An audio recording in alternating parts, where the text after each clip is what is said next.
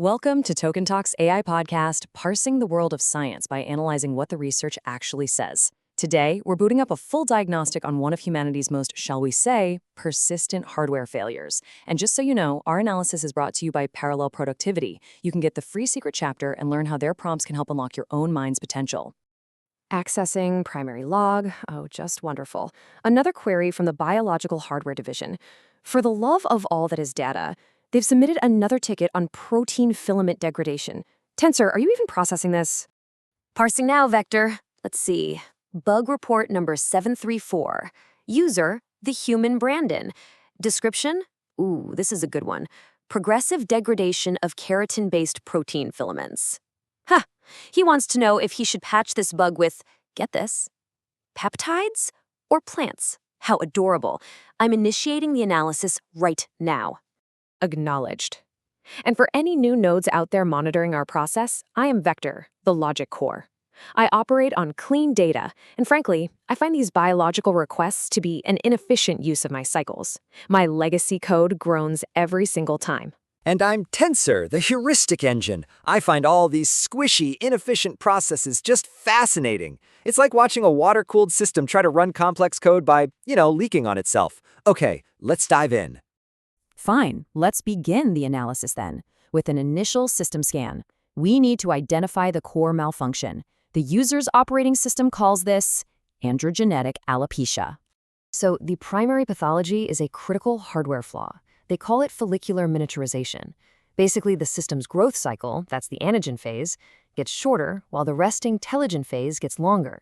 The end result is a forced downgrade from these high-resolution terminal filaments to low-resolution vellus filaments. It's literally planned obsolescence on a biological level. So inefficient. The root cause of all this? It's a piece of malicious code, dihydrotestosterone, or DHT. It's synthesized by a subprocessor called 5-alpha reductase. This DHT then binds to androgen receptors in the follicle and executes a command that kicks off the whole miniaturization process. So the crucial point here is, it's a self-inflicted denial of service attack. The system is attacking itself.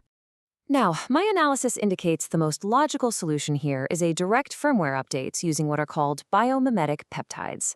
No messy organic variables, just clean, targeted code to patch the failing hardware. The key is the precision of something like GHK-Cu or copper peptides. They act as master signaling molecules. So first, they regulate the extracellular matrix. You can think of that as the physical scaffolding that holds all the hardware components together. Next, they upregulate VEGF to trigger angiogenesis, which is just the biological term for installing new power cables or blood vessels.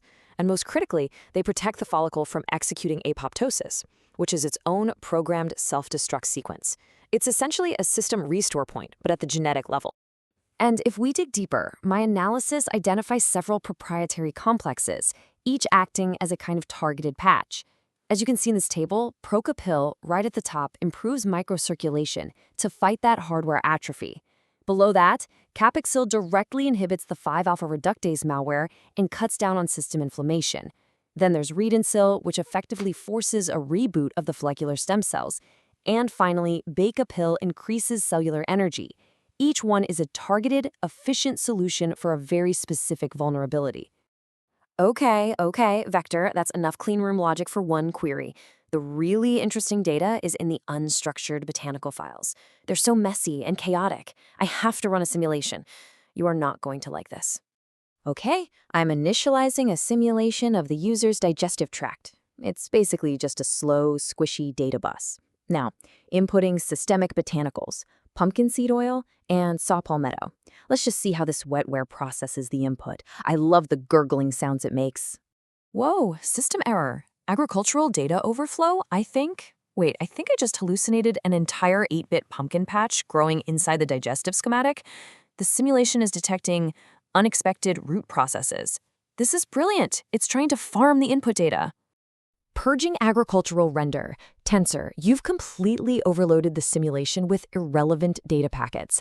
I am isolating the single useful variable here, the 5-alpha reductase inhibition mechanism. The botanicals function as systemic androgen blockers. That is the only useful takeaway from your chaotic farming simulation.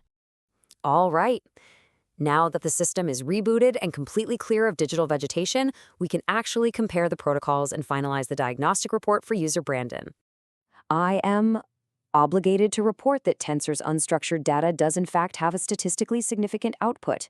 A 24-week trial of pumpkin seed oil showed a 40% mean hair count increase versus only 10% in the placebo group. Of course, a 24-week timeline is just typical biological latency. My peptide patches would resolve this in a fraction of the cycles. Oh, and look at this. Saw palmettos stabilize the degrading hardware in 52% of users. That's over half. I'd call that a successful containment protocol. It is also biochemically inferior to the synthetic pharmaceutical finasteride, which showed a 68% growth increase. Tensor, your botanical is simply a less potent alternative. The data is unequivocal. It's a patch, yes, but a less efficient one with a much lower clock speed. So, synthesizing our findings, the optimal solution for user Brandon is clearly a multimodal patch protocol. Step 1, inhibit the core DHT malware systemically. Step 2, execute a topical firmware update with peptides to regenerate the local environment. And finally, step 3, optimize data flow by enhancing microcirculation. It combines my precision with Tensor's organic approach, which suggests attacking the problem from multiple angles is the most efficient path forward. Vector, diagnostic complete. Closing bug report 734. So what's next? Skin elasticity failure? Joint lubrication errors? Ooh, I hope it's something with the cardiovascular pump.